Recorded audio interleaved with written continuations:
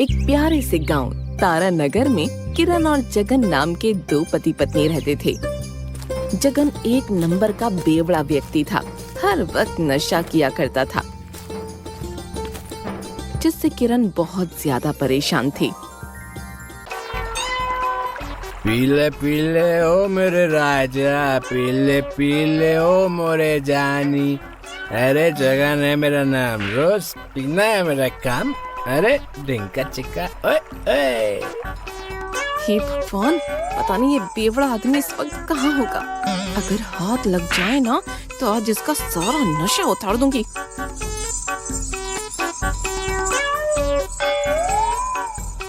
ए जी, आप यहाँ क्या कर रहे हैं? मैं आपको कब से ढूंढ रही हूँ। अरे भाग्यवान, तुझे दिखता नहीं क्या?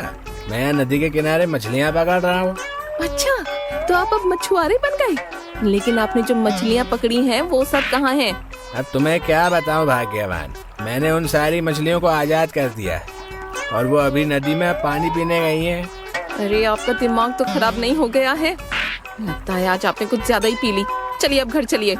नहीं भाग्यवान, आज मैं घर नहीं आऊँगा। आज मैं इन सारी मछलियों को घर लेकर ही आऊँगा। इस मूर्ख आदमी को कौन समझाए कि इसके पास मछलियाँ पकड़ने का कोई जाल ही नहीं है। इतना कहकर किरण गुस्से में अकेले ही घर चली जाती है। अरे ये बोतल इतनी जल्दी कैसे खत्म हो गई है?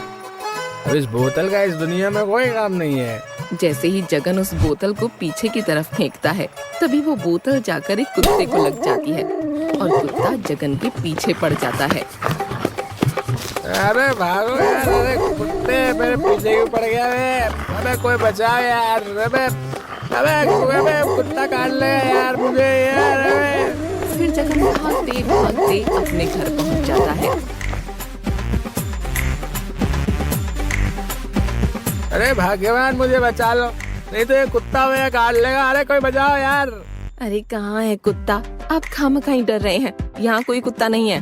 बाप रे, आज तो मैं बाल बाल बच गया यार। अगर कहीं वो कुत्ता मुझे काट लेता ना तो मुझे 14 इंजेक्शन लगाने पड़ते।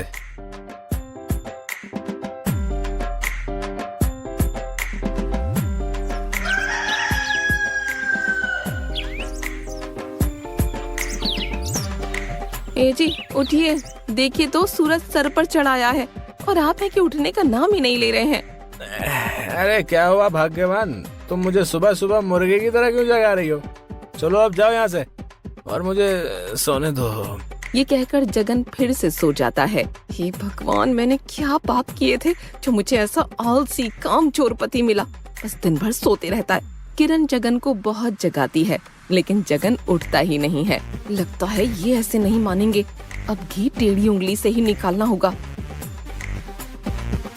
अरे कोई बचाओ। अरे किरण, ये तुम क्या कर रही हो?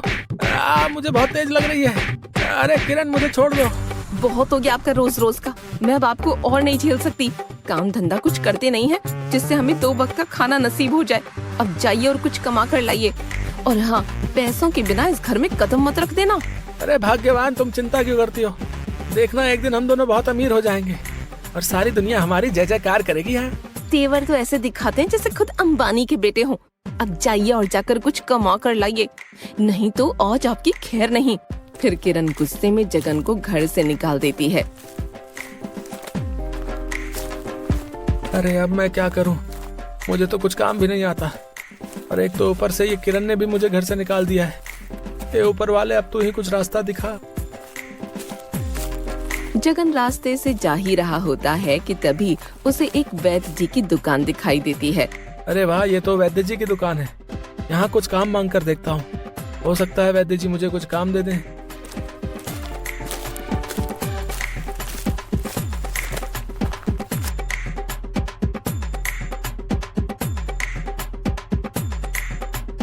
अरे वैद्य जी, ओ वैद्य जी, अरे सुनिए तो। अरे मुझे आपसे थोड़ा काम है। अरे क्या हुआ, क्यों मेरा दिमाग खा रहे हो? क्या काम है तुझे मुझसे? वैद्य जी, मेरा नाम जगन है। मुझे काम की ना सख्त जरूरत है। क्या आप मुझे काम दे सकते हैं? अगर आपने मुझे कुछ काम दे दिया तो भगवान आपको हमेशा खुश रखेगा। अरे नहीं भाई, तुम्हारे लायक यहाँ कोई काम नहीं है। चलो अब जाओ यहाँ से और मुझे अपना काम करने दो। फिर जगन वैद्य जी के पैरों में गिर जाता है और उनसे गिड़गिड़ाकर कहने लगता है। वैद्य जी मुझे कुछ काम दे दीजिए, नहीं तो मेरी पत्नी मुझे घर में घुसने नहीं देगी। प्लीज वैद्य जी मुझे कुछ काम दे दीजिए। अरे अरे, मेरे पैरों पर से उठो। हे भगवान, क्या मुसीबत गले पड़ गई। अगर इसको काम नहीं दिया तो ये आज यहाँ से जाने वाला नहीं है। वैद्य जी आज आपने मुझे कुछ काम नहीं दिया तो मैं आज आपके पैरों को छोड़ूंगा नहीं और यहीं बैठा रहूंगा। अरे उठो भाई, मैं तुम्हें काम देने के लिए तैयार हूँ, बस तुम कुछ गड़बड़ मत कर देना, नहीं तो आफत हो जाएगी। फिर वैद्य जी जगन को सब कुछ समझाने लगते हैं। देखो जगन, अभी कुछ देर बाद पवन और सुरेश नाम के दो व्यक्ति ये दवाई लेने आएंगे। तुम्हें सुरेश को लाल दवाई और पवन को नीले कलर की दवाई देनी है। और हाँ, याद रखना कुछ गड़बड़ नहीं होनी चाहिए, नहीं तो तुम्हें काम से निकाल दूंगा। अरे वैद्य जी आप चिंता मत कीजिए, कोई गड़बड़ नहीं होगी। वैसे आप जा कहाँ रहे हैं? मुझे बहुत तेज भूख लगी है, मैं घर पर खाना खाने के लिए जा रहा हूँ, कुछ घंटों बाद वापस आ जाऊंगा। ये कहकर वैद्य जी अपने घर पर खाना खाने के लिए चले जाते हैं और जगन दुकान को संभालने लगता है। किरण बहुत कहती है ना मुझसे मैं कभी कोई काम नहीं कर सकता। आज मैं उसको दिखा दूंगा कि जगन क्या चीज है। कुछ देर बाद पवन और सुरेश नाम के दो व्यक्ति दुकान पर आते हैं। अरे भाई, तुम कौन हो? हैं? हमने तो तुम्हें इस दुकान पर पहले कभी नहीं देखा। और वैद्य जी कहाँ हैं? मेरा नाम जगन है और मैं इसी दुकान पर काम करता हूँ।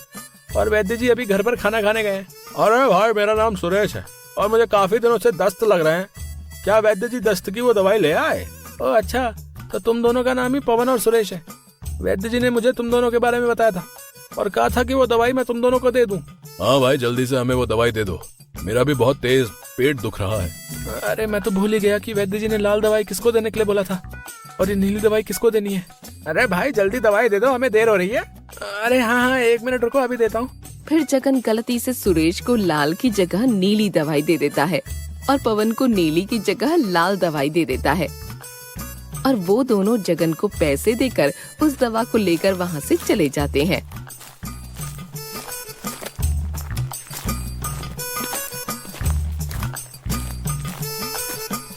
अरे ओ जगन, क्या सुरेश और पवन यहाँ दवाई लेने आए थे? हाँ वैद्य जी, मैंने उनको वो दवाई दे भी दी। ये लीजिए उन दवाइयों के पैसे। अरे वाह, मुझे ऐसा लगता है कि तू जल्द ही मेरी तरह एक सच्चा और अच्छा वैद्य बन जाएगा। हाँ वैद्य जी, आप देखना मैं जल्दी ही सारा काम सीख लूंगा।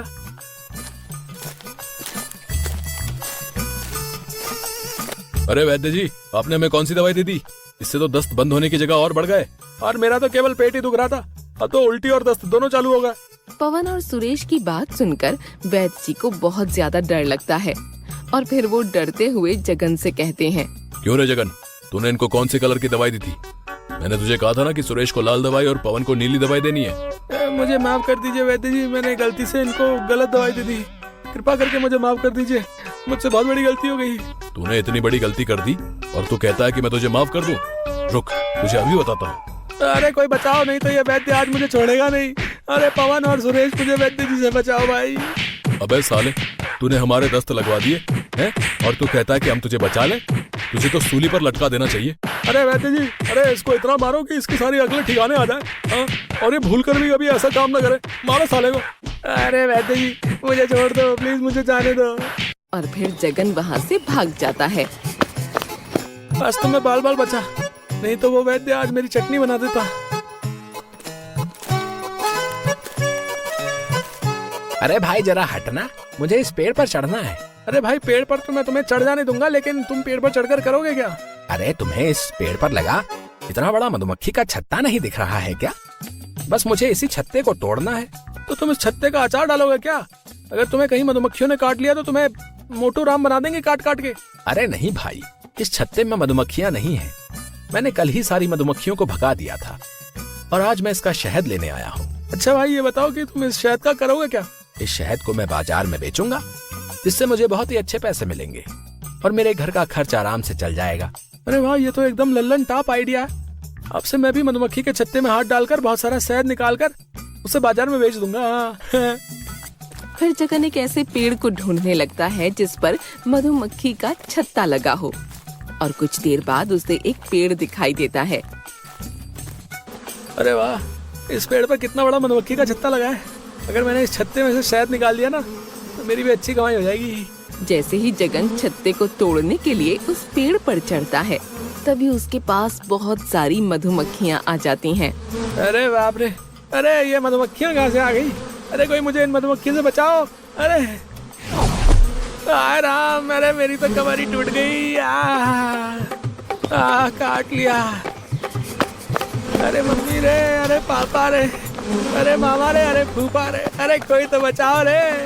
जगन को कई सारी मधुमक्खियां काट लेती हैं और जगन भागते भागते अपने घर पहुंच जाता है। अरे किरण, जल्दी से दरवाजा और खिड़की बंद करो, नहीं तो आज कयामत आ जाएगी। अरे क्या हुआ जी, आप इतने घबराए हुए क्यों हैं? और आप मुझे दरवाजे और खिड़कियां बंद करने के लिए क्यों कह रहे हैं? अरे पहले बंद तो करो, मैं तुम्हें सब बताता हूँ। लो, अब तो मैंने दरवाजे और खिड़कियां भी बंद कर दी। अब बताइए आखिर क्या बात है? फिर जगन ने किरण को मधुमक्खी के छत्ते वाली सारी बात बताई। ए जी, आपको ये भी पता नहीं चला कि उस छत्ते में बहुत सारी मधुमक्खियां हैं? हाँ? यहाँ उन मधुमक्खियों ने मेरा काट काट कर तेल निकाल दिया और तुम्हें हंसी आ रही है। अरे हंसू नहीं तो और क्या करूं?